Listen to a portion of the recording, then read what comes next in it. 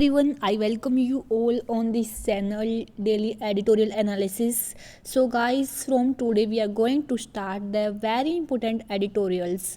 और बेसिकली हम जितने भी न्यूज़पेपर्स होंगे यहाँ पर तो उन सभी के जो एडिटोरियल्स हैं उनको हम यहाँ पर कवर करने वाले हैं। तो आप हर रोज़ हमारे साथ बने रहिए। हम जो इसकी बैकग्राउंड होगी और क्या कुछ चल रहा है, कोई भी न्यूज़पेपर हो आपका जिसमें भी इंपॉर्टेंट आर्टिकल होंगे हम उसको उठाएंगे, उसके बैकग्राउंड है वो उसको अच्छे से पढ़ लेंगे। तो इससे क्या होगा, आपकी जो बैकग्राउंड भी क्लियर हो जाएगी और जो आपका आर्टिकल आया हुआ है या फिर जो आपका एडिटोरियल आया हुआ है वो भी कवर हो जाएगा। Let's start this particular editorial. तो आप देख सकते हो आज का जो एडिटोरियल है द हिंदू में जो ये पब्लिश हुआ है, to protect the Sundarbans Delhi and Dhaka must unite. कि जो सुंदरबंस हैं उनको क्या है, उनको प्रोटेक्ट करने के लिए जो दिल्ली है यानी कि जो हमारी कैपिटल है इंडिया की, और जो ढाका है यानी कि जो बांग्लादेश की कैपिटल है, मीन्स इन दोनों गवर्नमेंट्स को क्या होना चाहिए, यूनाइट होना चाहिए। आपको पता है जो इकोलॉजिकल जो सिग्निफिकेंस क्या होता है, इंपॉर्टेंस क्या होती है, जो आपके मैंग्रोव्स होते हैं। मैंग्रोव्स बेसिकली क्या होते हैं, फर्स्ट ऑफ ऑल तो हम ये देखेंगे, आप यहाँ पर देख रहे हैं ये मैंग्रोव्स क्या होते हैं, ये क्या होते हैं आपके ट्रीज़ होती हैं, बिल्कुल छोटे छोटे से ये ट्रीज होते हैं। इनकी हाइट होती है 5 से 6 फीट, लेकिन जो इनका इकोलॉजिकल जो बैलेंस होता है, इंपॉर्टेंस होती है, वो कमाल ही होती है। क्योंकि इसमें क्या, ये बहुत सारे जो स्पीसीज़ हैं, इंडेंजर्ड स्पीसीज़ हैं, उनके ये क्या होते हैं, घर होते हैं। दूसरा ये जो कोस्टल एरियाज़ हैं उनको बचाते हैं, आपके जो डिजास्टर्स हो गई, इरोजन हो गई, ठीक है, उनको साइक्लोन की पेनिट्रेटिंग से बचाते हैं जो आसपास के इलाके हैं उनसे।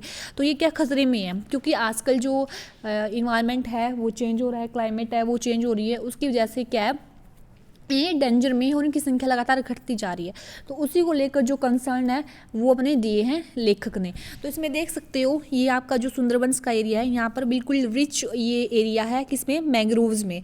और लगभग 60% जो मैंग्रोव्स है या फिर सुंदरबंस हैं वो पाए जाते हैं आपके बांग्लादेश में, एंड 40% है वो मिलते हैं आपके पश्चिम बंगाल में।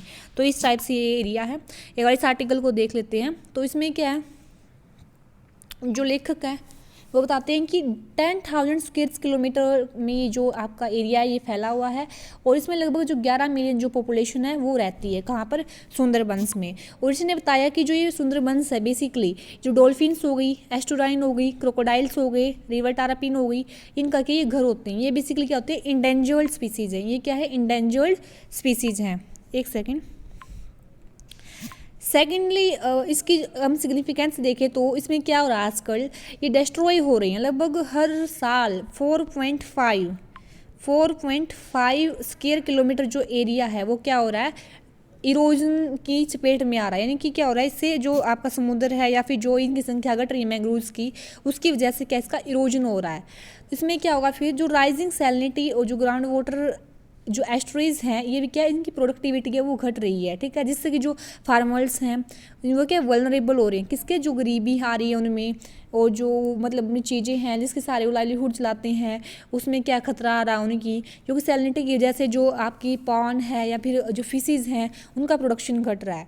तो इसमें क्या होगा, ये किस वजह से हो रहा है, जो आपका क्लाइमेट क्राइसिस है उसकी वजह से क्या ये सारी चीज़ें हो रही हैं आपकी। तो इसमें देखिए इसके समाधान के लिए 2011 में हमने एक MOU भी साइन किया था बांग्लादेश के साथ। MOU होता है मेमोरेंडम ऑफ अंडरस्टैंडिंग्स। इसमें कुछ कंसर्न टॉपिक्स लिए जाते हैं कुछ कंट्रीज़ के द्वारा, उस पर डिस्कस किया जाता है, उसके समाधान के लिए क्या है, सोल्यूशंस दिए प्रोवाइड करवाए जाते हैं। तो एक MOU हुआ था बांग्लादेश और भारत के बीच में, ये कब हुआ था, 2011 में ये हुआ था।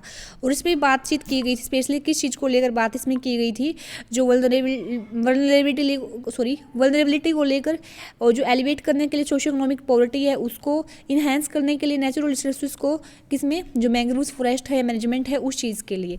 और इसके लिए 2016 में एक JWJ यानी कि जॉइंट वर्किंग ग्रुप, इसका जो कमीशन है ये भी क्या है इसमें एस्टेब्लिश किया गया था। लेकिन इसकी मीटिंग क्या है, सिर्फ इस जो ऑथर ने बताया कि एक बार ही हुई है, वो भी 2016 में। तो उसके बाद कुछ ज़्यादा प्रोग्रेस इसमें देखने को क्या है, मिली नहीं। तो इसमें क्या बताती है कि जो स्टडीज़ बताती है जो बांग्लादेश और इंडिया है अगर वो कॉर्पोरेट करे तो बहुत अच्छा कर सकता है यहाँ पर, क्योंकि जो हम 60% वो क्या है इको टूरिज्म तक क्या हम सस्टेनेबिलिटी ला सकते हैं, 30% तक फिशरीज में ला सकते हैं, 35% कर सकते हैं हम साइक्लोन से प्रोटेक्शन, ठीक है। तो क्या इसमें 2.79 टन या हेक्टेयर क्या इसमें सुंदरबंस का एस्टिमेट किया गया है। तो इसमें क्या होता है, बायोस्फीयर एटमोस्फीयर एक्सचेंज यानी कार्बन के बारे में बताया गया है जो एक्सचेंज की जाती है। तो इस पर भी हम क्या इसमें समाधान कर सकते हैं। जो MOU है ये क्या है, एक आपका तरीका है अचीव करने का, किस चीज़ को, सस्टेनेबल डेवलपमेंट को इन मैंग्रोव इकोसिस्टम में। तो इसमें क्या होगा, जो अगर नेशनल लेवल पर करे, डिस्ट्रिक्ट लेवल पर करे, कॉर्पोरेट बनाकर बिल्कुल चले, तो इससे क्या होगा, हम इसको बचा सकते हैं। ठीक है, फ्लेक्सिबल फंडिंग सोर्सेज इसको उपलब्ध करा सकते हैं दोनों कंट्रीज के द्वारा। तो क्या दोनों नेशन सीख सकते हैं बहुत सारे जो पहले हमारे साथ एग्जाम्पल सेट किए गए हैं, जैसे कि अमेजन कॉर्पोरेशन है आपका, और जो ये सेनेगल रिवर बेसिन डेवलपमेंट है, इन्होंने क्या अच्छा एग्जाम्पल पेश किया है। तो इनसे हम सीख सकते हैं कि कैसे हम मैनेजमेंट कर सकते हैं जो जो बाउंड्री रिसोर्सेज हैं। ठीक है, तो जॉइंट कमीशन जो सुंदरवन के लिए हमने बनाया है, जॉइंट वर्किंग जो कमीशन है, उसके लिए हम हाई पावर क्या है उसको ब्लॉक में तब्दील कर सकते हैं, ट्रांसफ़र कर सकते हैं, ताकि उस पर हम क्या स्पेशल फोकस हम कर सके, वो एग्जीक्यूटिव हो सके, सिर्फ हम कमेटी बनाकर उसको ना छोड़े। ठीक है, तो ये सब चीज़ें क्या है ऑथर ने यहाँ पर एग्जाम्पल्स दिए हैं, अपने क्या है सुझाव दिए हैं बेसिकली।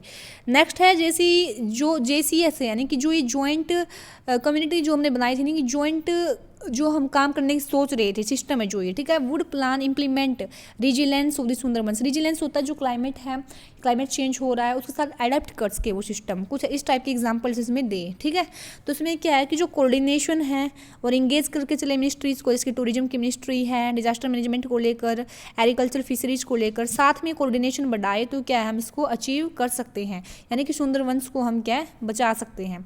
बेसिकली ऐसा करने से हम इंफ्रास्ट्रक्चर डेवलपमेंट कर सकते हैं, जो क्विक रिस्पॉन्स सिस्टम्स है उसको डेवलप कर सकते हैं, इको टूरिज्म को डेवलप कर सकते हैं, नेचर पॉजिटिव और नेचर बेस्ड सॉल्यूशंस को हम क्या यहाँ पर ला सकते हैं। तो सक्सेसफुल क्लाइमेट रिजिलेंट और जो इंक्लूसिव डेवलपमेंट है क्या करेंगे, वो मॉडल होंगे किस चीज़ के लिए, जो डेल्टिक रीजन्स के लिए and small island developing states के लिए। ठीक है, यानी कि हम एक एग्जाम्पल सेट कर सकते हैं दुनिया के सामने, जिससे हमें आगे जो इंटरनेशनल लेवल पर क्या होगा फ़ायदा होगा। तो ये सब इसमें था, आई होप आपको पसंद आया हो, तो इसको एक लाइक और सब्सक्राइब जरूर कीजिएगा। Thank you.